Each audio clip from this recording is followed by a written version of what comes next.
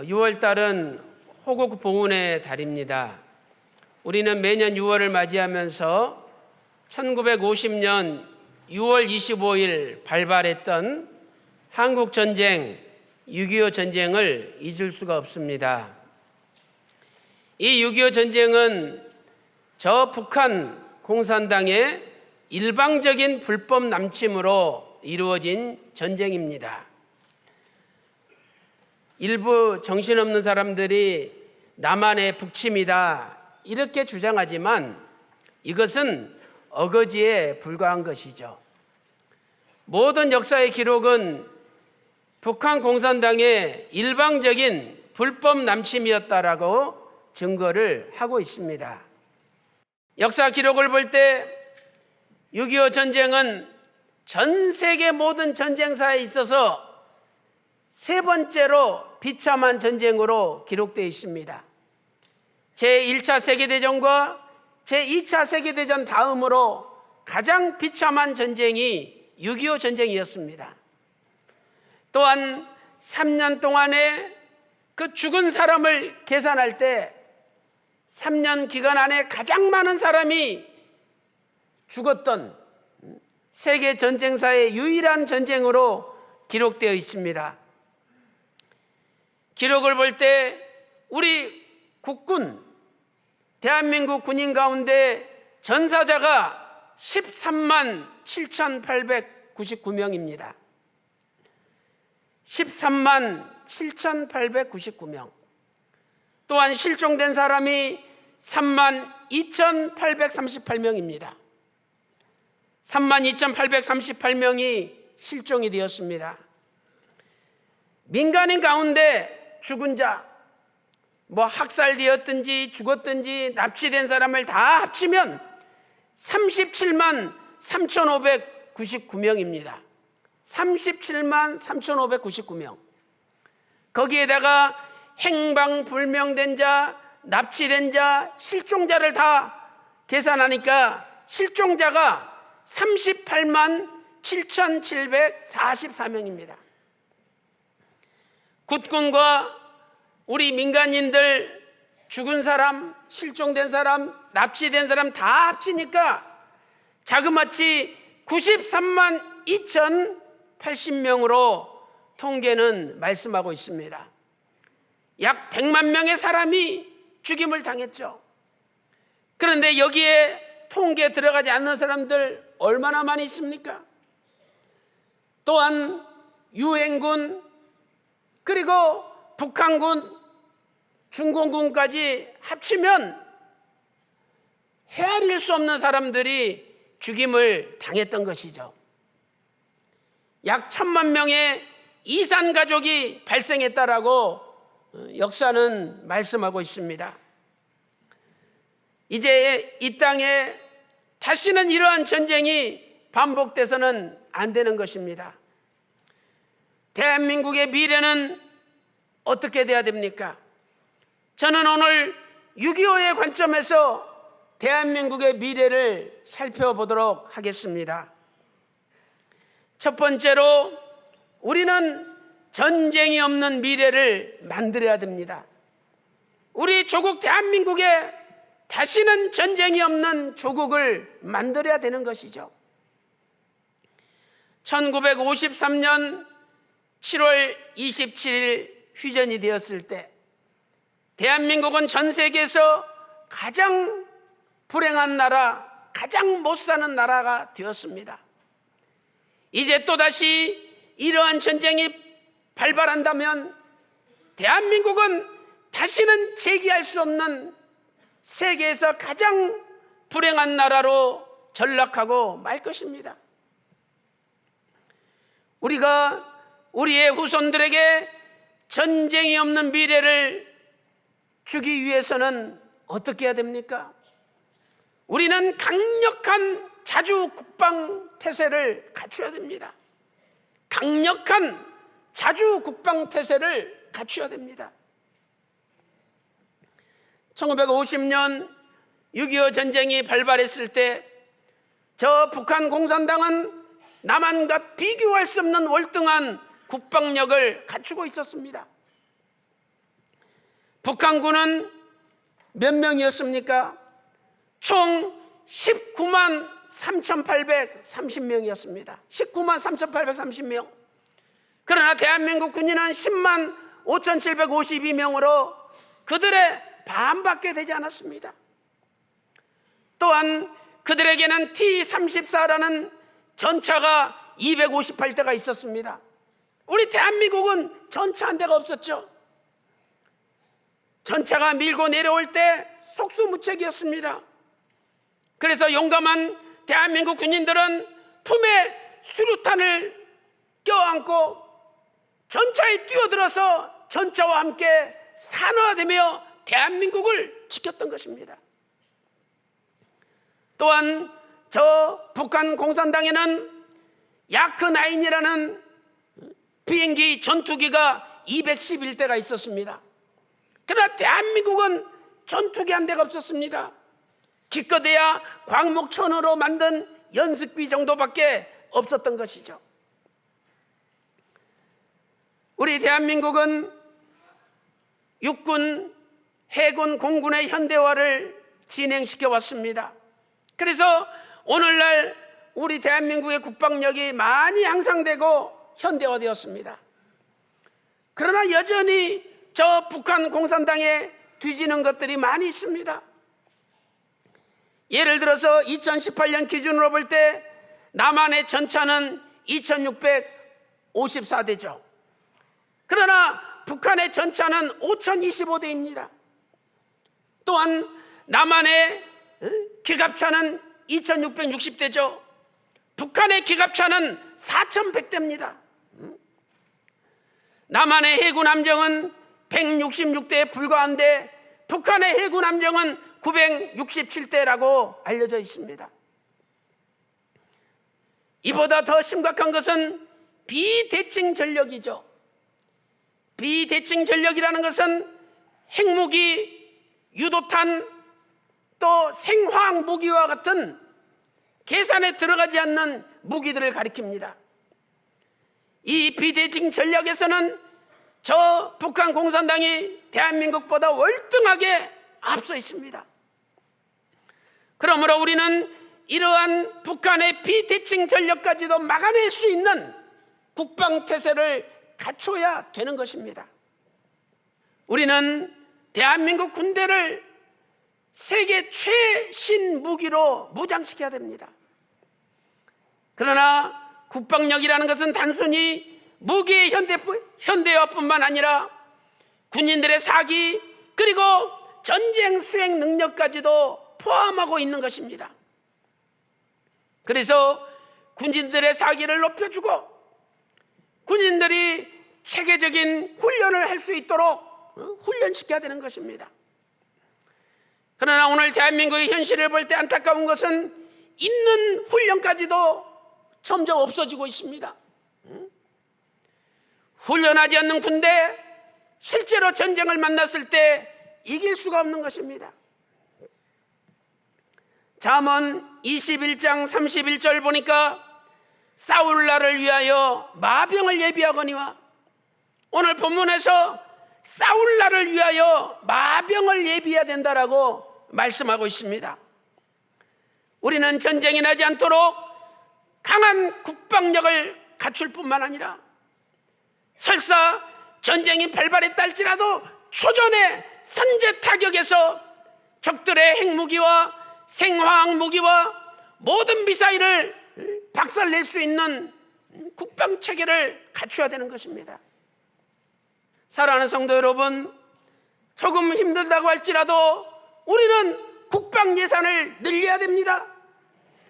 그리고 최첨단 무기를 개발하고 군인들의 사기를 진작하는 제도를 만들고 훈련을 없애는 것이 아니라 훈련을 체계적으로 시켜서 유사시를 대비해야 되는 것입니다.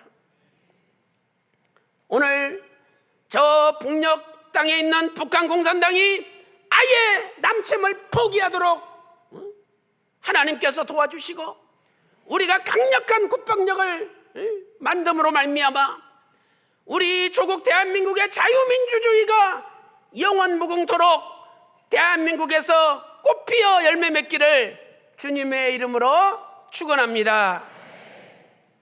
큰 두 번째로 하나님의 징계가 없는 미래를 만들어야 합니다.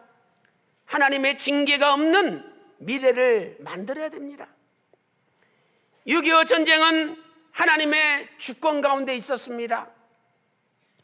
1945년 8월 15일 우리 대한민국은 일제 36년의 쇠사슬에서 해방이 되었습니다. 그런데 그 해방되었음에도 불구하고 하나님께 감사를 드리지 못하고 하나님 앞에 진심으로 회개하지 못했습니다. 이 죄에 대한 징계가 6.25 전쟁을 통하여 나타냈던 것입니다. 6.25 전쟁 전에 대한민국의 현실이 어떠하였습니까? 첫 번째로 군대는 나태되어 있었습니다. 군대가 나태되어 있었습니다. 북한 공산당은 남침을 위하여 18개월 동안 철저하게 준비하였습니다. 그러나 우리 대한민국은 6월 25일 당일에도 전 병력의 3분의 1을 외출 외박을 다 보내고, 그리고 지도자들은 댄스 파티를 하면서 저 북녘 땅이 쳐들어오는데도 무관심하고 있었던 것입니다. 이런 대한민국의 나태한 군대가 결국 6.25 전쟁의 그 고통을 가져왔던 것입니다. 두 번째, 나라는 부정부패가 만연하고 도덕적 타락은 극심했습니다. 부정부패가 만연하고 도덕적인 부패가 극심했습니다. 해방 이후 우리 남한은 좌우의 극렬한 대립이 있었습니다. 공직사회는 타락하고 공인은, 하나님의 공인은 땅바닥에 떨어졌습니다. 돈만 주면 뭐든지 다 해결되었습니다. 그래서 아랫사람들은 윗사람들에게 돈을 갖다 바치고 아부하기에 바빴던 것입니다. 또한 무분별한 서구 문화의 난립으로 말미암아 가정의 주부들은 춤바람이 나서 가정이 깨지는 가정이 부지기수였습니다. 나라의 도덕적인 타락은 심각하였던 것입니다. 세 번째, 그럼에도 불구하고 교회까지도 회개하지 않았습니다. 대한민국 기독교는 1938년 9월 10일 일제 치하에서 천황에게 절을 숭배하는 신사참배를 결의하였습니다.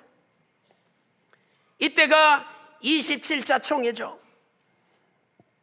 이것은 천황을 신으로 숭배하며 우상숭배에 참여하는 10계명의 1부터 3계명을 범하는 엄청난 죄였습니다. 하나님께서는 이러한 큰 죄에도 불구하고 해방을 시키심으로 대한민국에 회개할 기회를 주셨던 것이죠. 그러나 대한민국 기독교는 해방 이후에도 신사참배의 결의를 취소하지도 않고 회개하지도 않았습니다. 신사참배의 결의가 취소된 것은 1954년 4월 26일 제39차 총회에서 이루어졌습니다. 이것은 1953년 7월 27일 휘전협정이 조인된 후에 처음으로 열렸던 총회였습니다. 대한민국 기독교는 6.25 전쟁을 통하여 비로소 하나님 앞에 우상 숭배한 죄를 깨닫고 회개할 수 있었던 것이죠. 이렇게 6.25 전쟁이 발발하기 전까지 회개가 없었기 때문에 하나님께서 대한민국을 징계하셨던 것입니다. 예레미야 25장 4절 말씀 보세요. 여호와께서 그 모든 종선지자를 너희에게 보내시되 부지런히 보내셨으나 너희가 듣지 않았다라고 말씀하고 있습니다. 또한 시편 107편 10절과 11절 말씀을 보세요. 사람이 흑암과 사망의 그늘에 앉으며 곤고와 쇠사슬에 매이는 이유가 무엇입니까? 그것은 하나님의 말씀을 거역하며 지존자의 뜻을 멸시함이라고 말씀하고 있습니다. 하나님의 말씀을 거역하고 하나님의 뜻을 멸시할 때 하나님은 곤고와 쇠사슬에 묶이고 하시고 흑암과 사망의 그늘에 앉게 하신다라고 말씀하고 있습니다. 역대하 36장 16절은 이렇게 말씀하고 있습니다. 역대하 36장 16절에 그 백성이 하나님의 사자를 비웃고 하나님의 말씀을 멸시하며 그 선지자를 욕하여 여호와의 진노로 백성에게 미쳤는데 돌이킬 수 없는, 만회할 수 없는 하나님의 진노가 쏟아졌다라고 말씀하고 있습니다.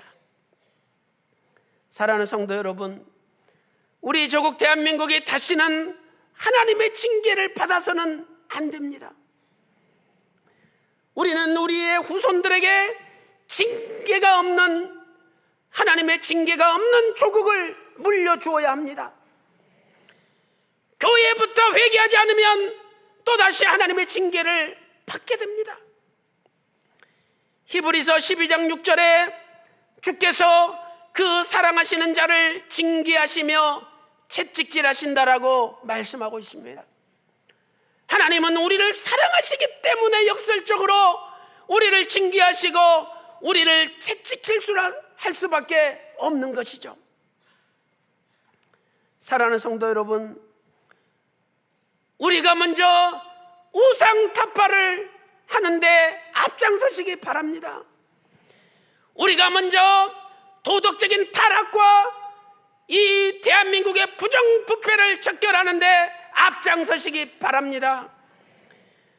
교회가 먼저 회개하실 때 하나님께서 대한민국을 고쳐주시고 대한민국의 징계 없는 나라를 만들어 주실 줄로 믿습니다. 사랑하는 성도 여러분, 오늘도 내 자신부터 회개할 때 앞으로 우리 대한민국에 하나님의 징계가 없는 자유민주주의가 꽃피고 저 북한과 자유민주주의 평화적인 복음의 통일이 이루어지시기를 주님의 이름으로 축원합니다. 결론적으로 전 국민이 하나님께 회개 기도하는 미래를 만들어야 됩니다. 전 국민이 하나님께 회개 기도하는 미래를 만들어야 됩니다. 대한민국 땅에 회개 운동이 일어나고 대한민국 땅이 고쳐지는 것도 우리의 힘으로 되는 것이 아니라 하나님께서 하시는 것입니다.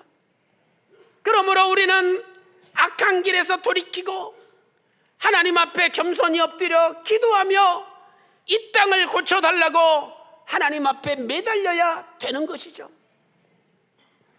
역대하 7장 14절은 이렇게 말씀하고 있습니다.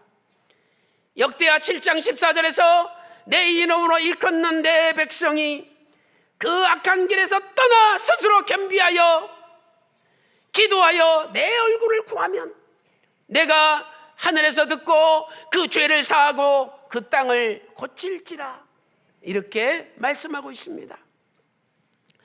다니엘 선지자는 나라와 민족의 모든 죄악을 걸머지고 하나님 앞에 회개하며 기도하였습니다. 다니엘 선지자의 기도는 자신을 포함하여 자신부터 회개하는 기도였습니다.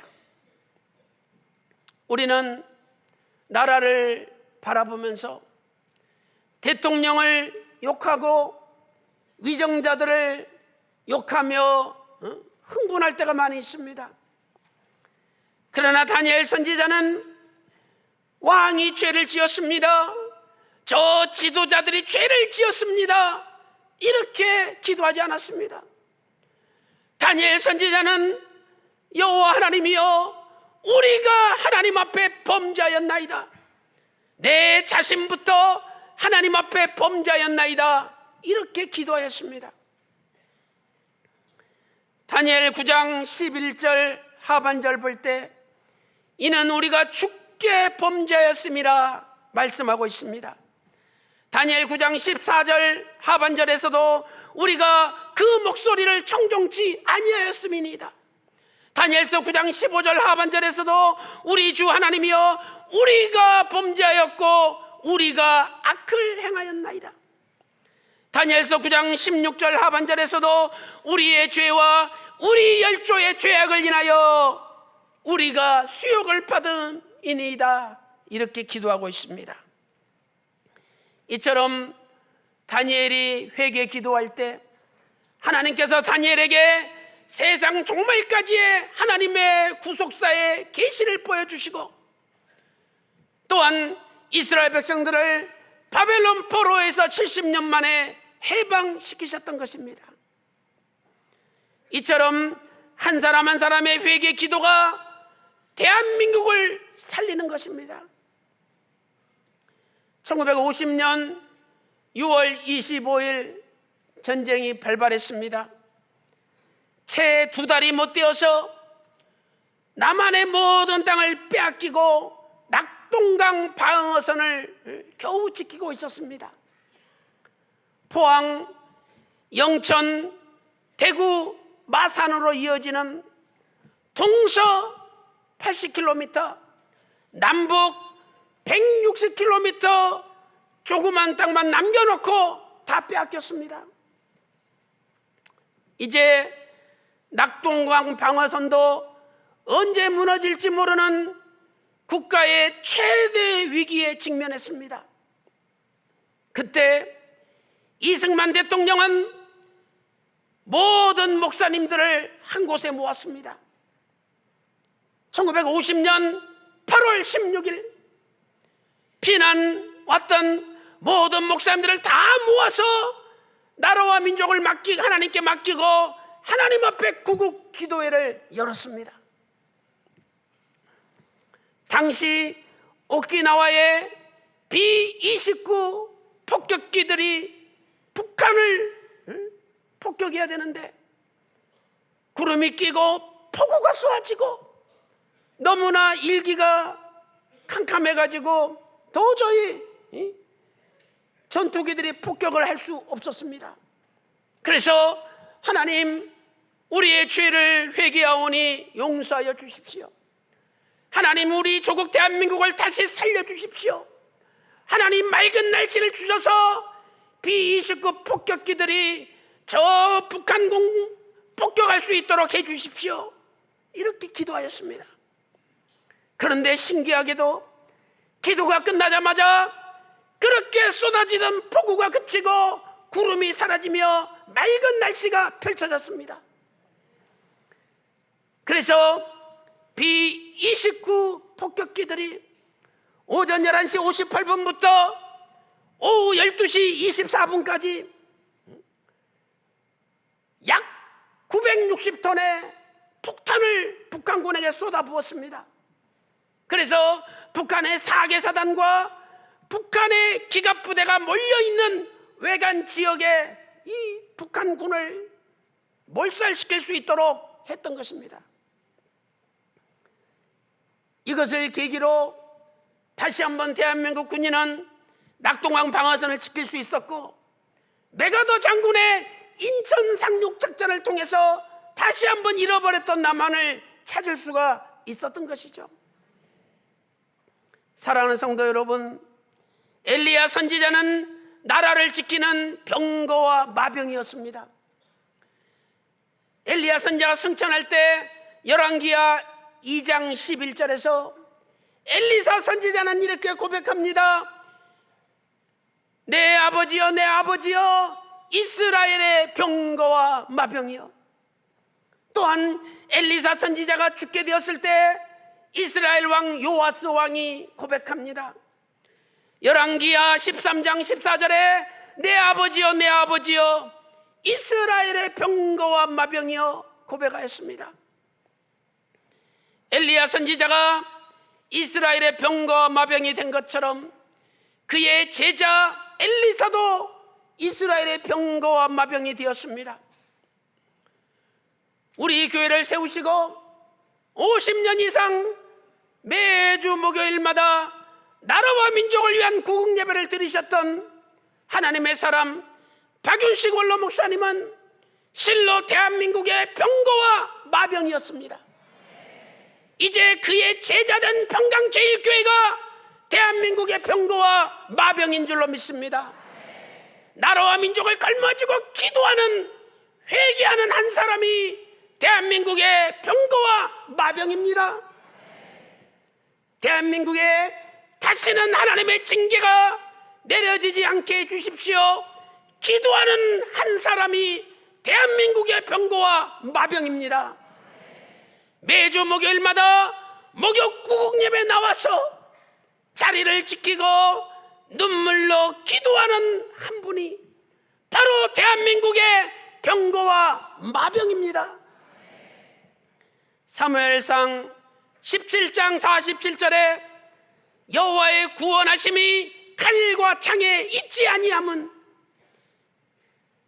전쟁은 여호와께 속한 것이라 다윗이 블레셋 골리앗 장군 앞에서 고백했지 않습니까? 다윗에게 뭐가 있었습니까? 물맷돌밖에 없었어요.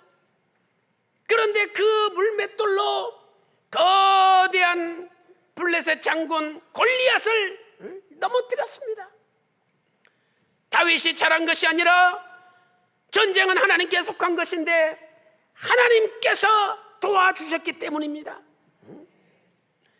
오늘 본문 잠언 21장 31절에 전쟁을 위하여 마병을 예비하거니와 이김은 여호와께 있느니라. 아무리 현대식 무기로 무장했다 할지라도 하나님이 도와주셔야 이긴다는 겁니다. 잠언 21장 30절에는 지혜로도 명철로도 모략으로도 여호와를 당치 못하느니라. 잠언 21장 30절에 말씀하고 있습니다. 사랑하는 성도 여러분, 이김은 하나님 아버지께 있습니다. 그러므로 우리 조국 대한민국 하나님 아버지께서 도와주시는 나라가 될 때 반드시 승리할 줄로 믿습니다. 오늘부터 힘들더라도 국방 예산 늘리고 체계적인 훈련을 하고 그리고 다시는 하나님의 징계가 나타나지 않도록 나라와 민족을 걸머쥐고 나부터 회개하는 회개 운동을 일으키므로 하나님께서 도와주셔서 우리 조국 대한민국이 세계 1등 가는 부강한 나라가 되고 구속사 말씀을 전 세계 열방에 전하여 전 세계를 살리는 대제사장의 나라로 하나님 앞에 쓰임받는 놀라운 역사가 일어나시기를 주님의 이름으로 축원합니다.